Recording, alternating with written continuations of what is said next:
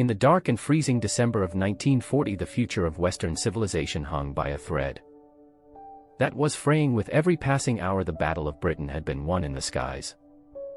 But the Blitz was raging in the streets. London was burning. The Luftwaffe was pounding the industrial heartlands of Coventry and Liverpool on the map of the world. The British Empire still looked vast, a splash of pink covering a quarter of the globe, but inside the war rooms of white, all the men who ran the British government knew a terrifying secret that they dared not whisper to the public. The empire was not just bleeding soldiers, it was bleeding to death financially. Winston Churchill, the man whose voice was rallying the free world, sat at his desk in the underground cabinet war rooms to write one of the most important letters of his life. It was addressed to Franklin Delano Roosevelt, the President of the United States. Churchill was a master of the English language, a man who could turn a phrase into a weapon, but in this letter he had to perform a delicate and humiliating dance. He had to tell the leader of the world, its richest neutral nation, that Great Britain, the banker of the 19th century, the workshop of the world, the empire that had defeated Napoleon, was completely and utterly broke. The letter was long and detailed. It described the strategic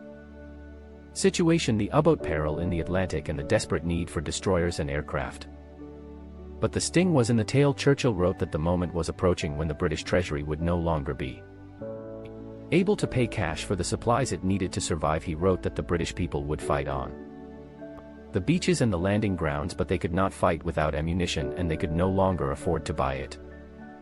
It was a plea for survival. It was an admission of insolvency. To understand how the wealthiest empire in history reached this point of destitution, we have to look at the ruthless economics of total war. When the war began in September 1939, Britain was still a financial titan. It held billions of dollars in gold reserves. It owned a massive portfolio of overseas investments. British citizens owned railroads in Argentina, copper mines in Chile, and vast industrial concerns in the United States. The city of London was the hub of global insurance and shipping, but the war that Hitler launched was different from any war that had come before. It was a war of machines. It consumed steel, oil, aluminum, and rubber at a rate that defied all pre-war calculations, and crucially, Britain had to import almost everything. The blockade of the European continent meant that Britain could no longer trade with its neighbors. It had to look across the Atlantic to the United States for its survival at this stage in the war.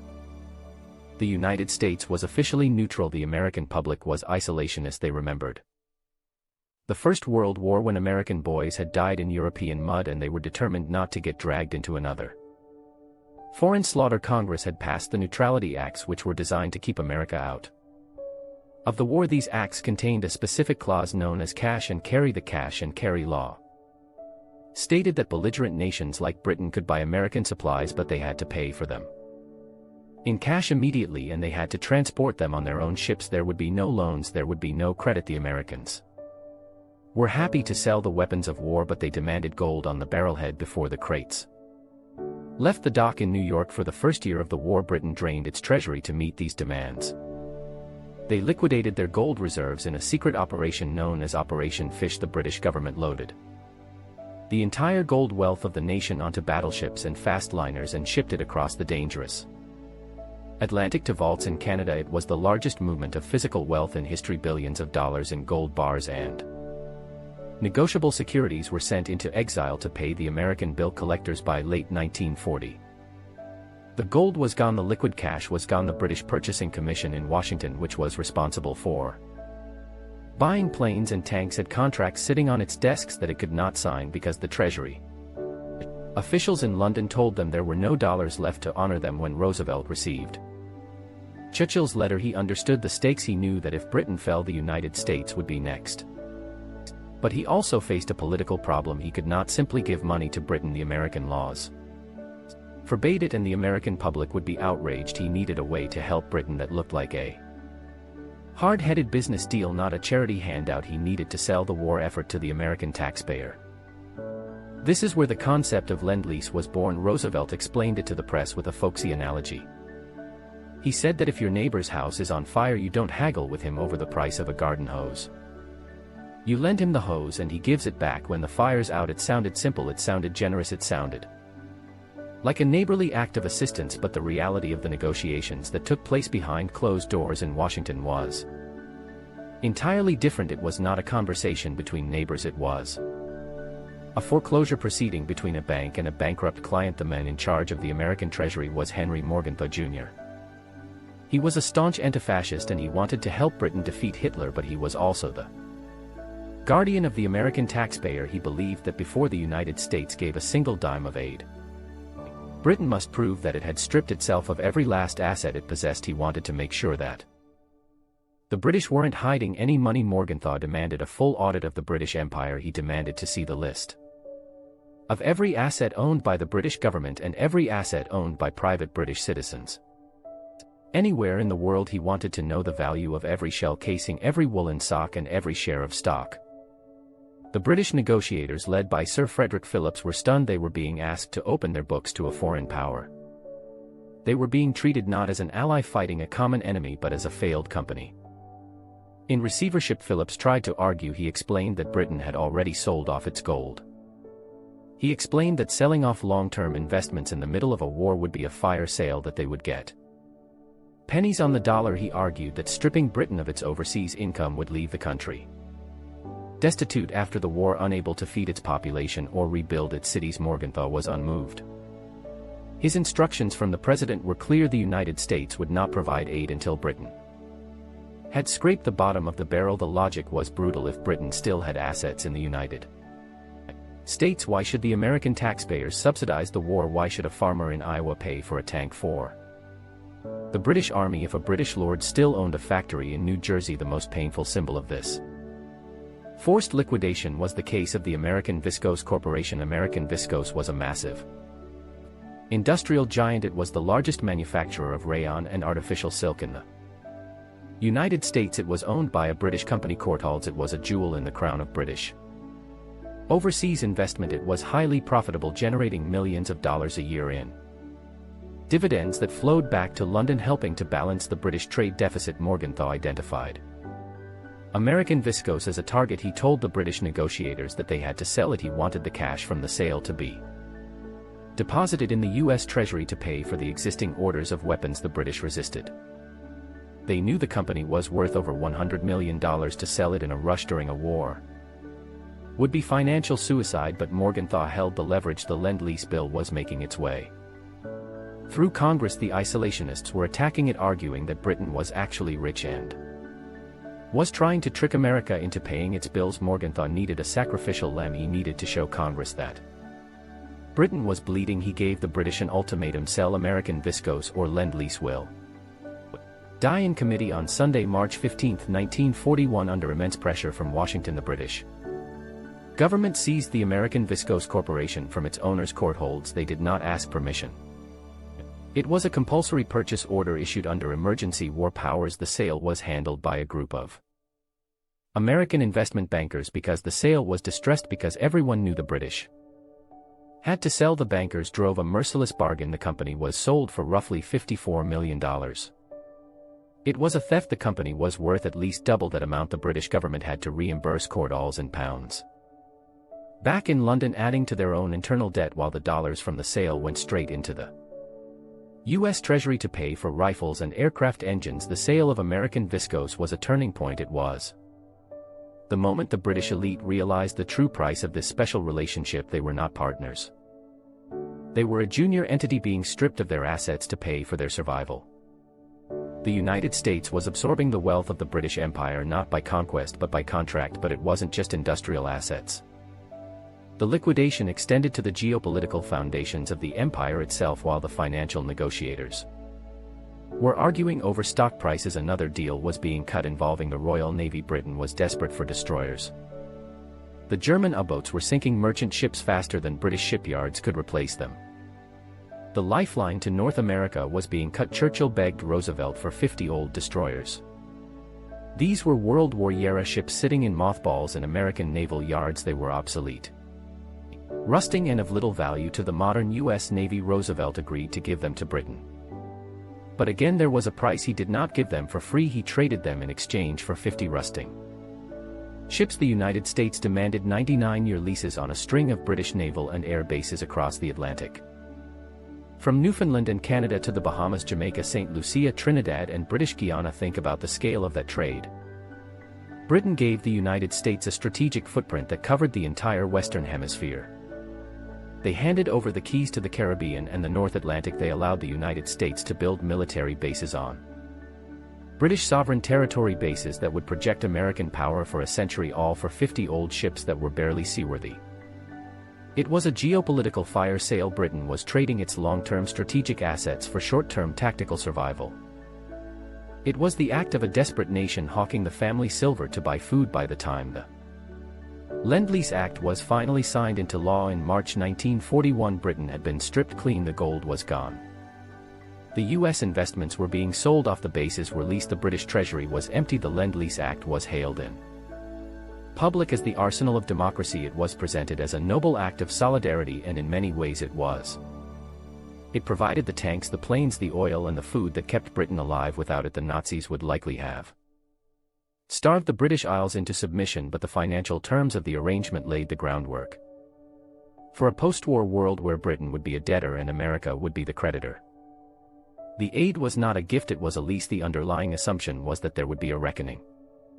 There would be a consideration. The text of the Lend-Lease Agreement contained a clause known as Article 7. It was a small paragraph written in dense diplomatic language, but it contained a poison pill for the British Empire.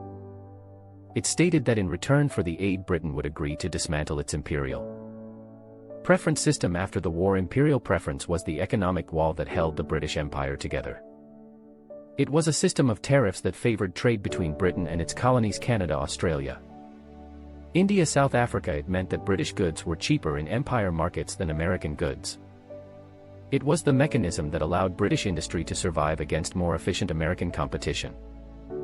By signing Article 7, Britain was agreeing to tear down its own economic defenses. They were agreeing to open up their empire to American exporters. They were signing the death warrant of their own trading bloc. The British negotiators fought against Article 7. They knew it meant the end of the empire as an economic unit, but they had no choice.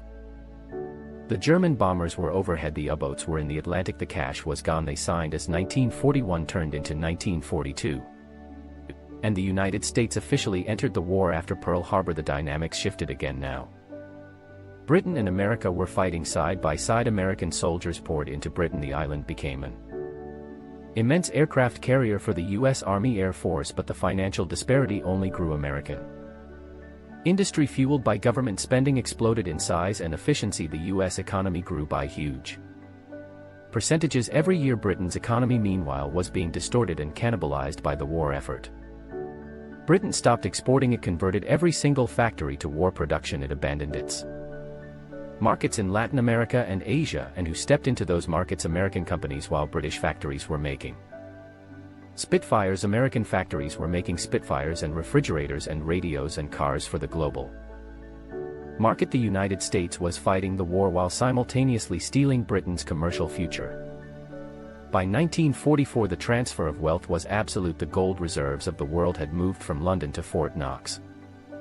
The financial center of gravity had shifted across the Atlantic, but the final humiliation was yet to come. The British believed that their sacrifice would be honored. They believed that because they had fought alone against Hitler for 2 years, because they had bankrupted themselves to save the world, the Americans would treat them with generosity. After the war, they believed that Lend-Lease would continue for a transition period. They believed there would be a soft landing. They were wrong. They had forgotten the lesson of the viscose sale. They had forgotten that in the world of high finance, gratitude is not a currency. The moment the war ended, the bill would come due, and the shock of that moment would break the back of what little remained of British power. The story of the price of victory is the story of how a nation can win a war militarily but lose it economically. Britain had defeated Germany, but in doing so it had defeated itself.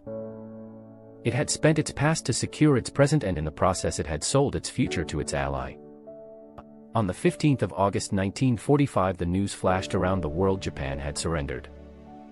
World War II was over. In London, the crowds gathered outside Buckingham Palace chanting, "We want the King." Bonfires were lit. Strangers hugged in the streets. It was a moment of pure, unadulterated joy. The tyranny of the Axis powers had been crushed.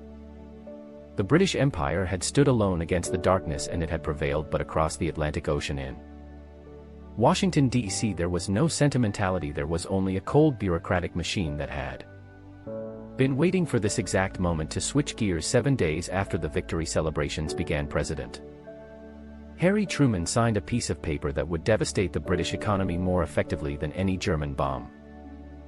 He signed the order to terminate Lend-Lease. The cutoff was brutal and immediate. It was absolute. The order stated that as of that moment all aid stopped. There was no transition period. There was no grace period. In the middle of the Atlantic Ocean, American Liberty ships loaded with wheat and meat and tools bound for Liverpool were ordered to turn around and sail back to the United States.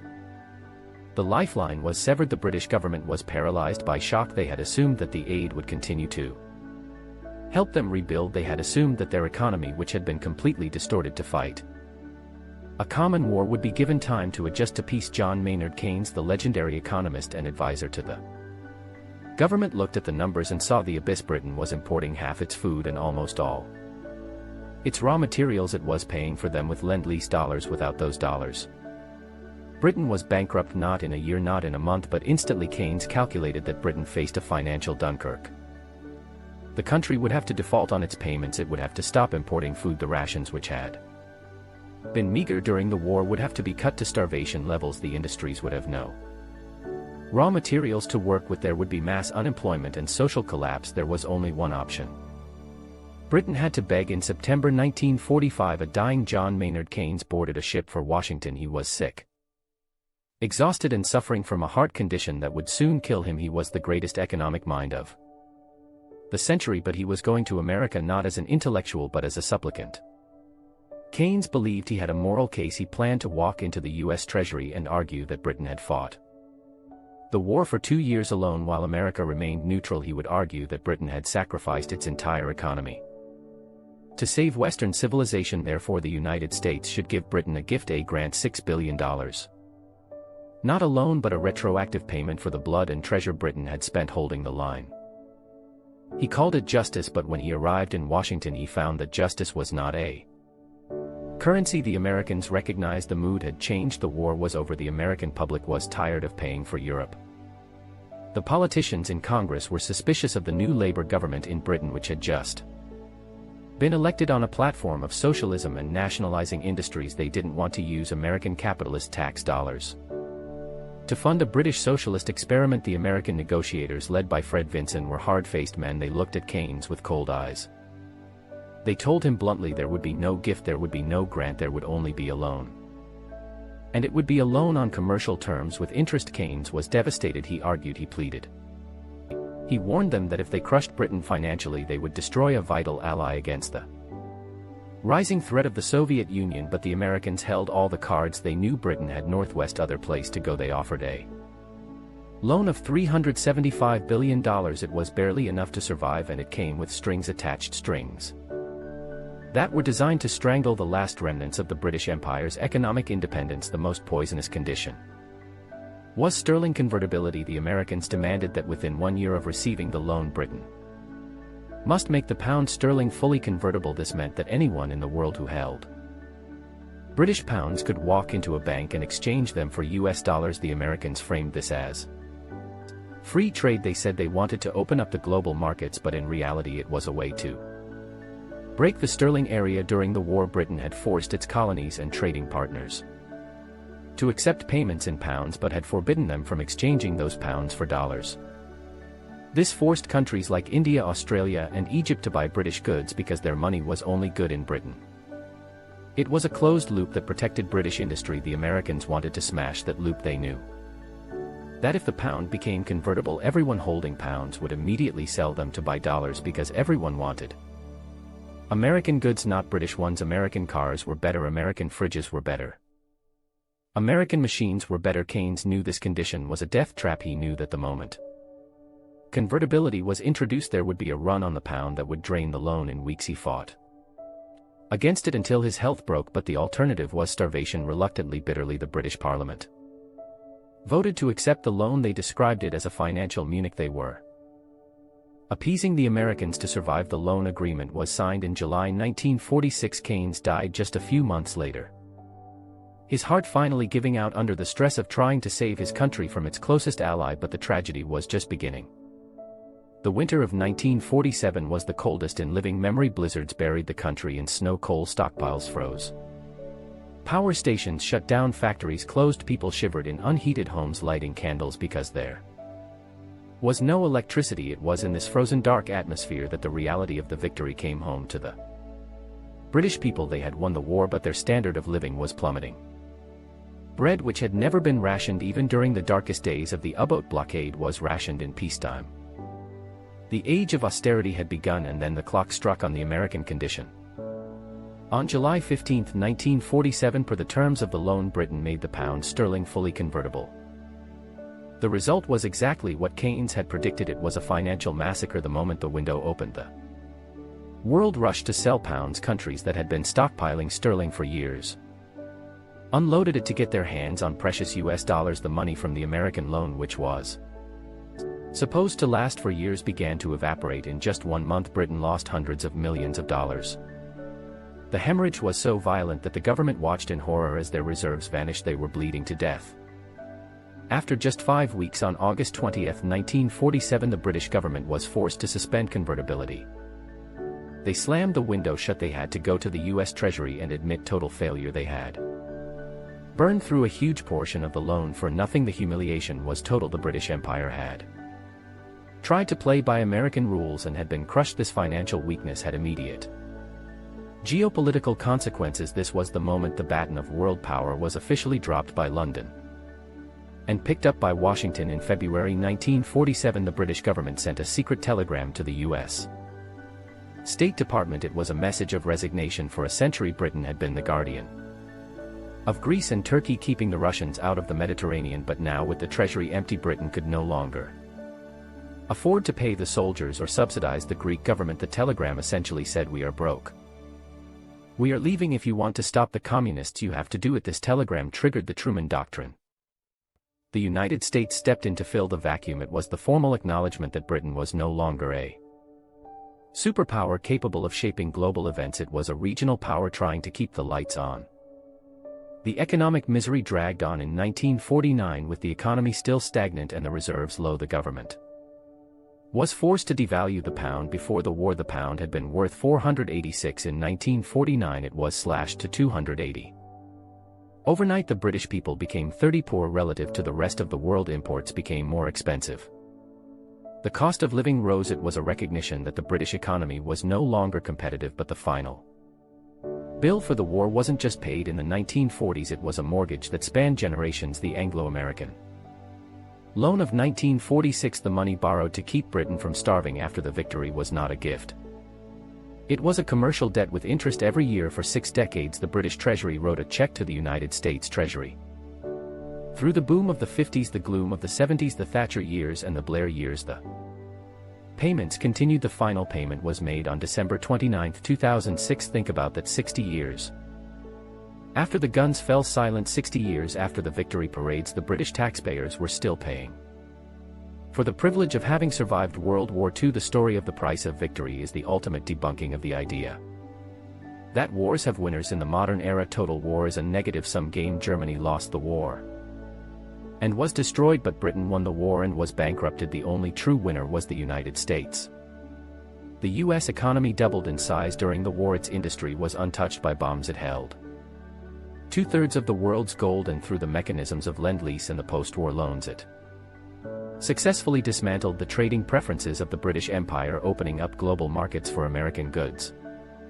The United States didn't conquer the British Empire with armies. It bought it. It acquired the assets, the bases and the geopolitical influence in a distressed asset sale managed by the US Treasury for the British people. The legacy of 1941 remained a scar on the national psyche. It created a lingering sense of decline, a feeling that the best days were in the past. It fueled the special relationship which was always a polite euphemism for dependency. When Winston Churchill wrote that letter to Roosevelt in December 1940, he saved his country from Hitler, but he also signed the deed of sale. He traded the empire for survival.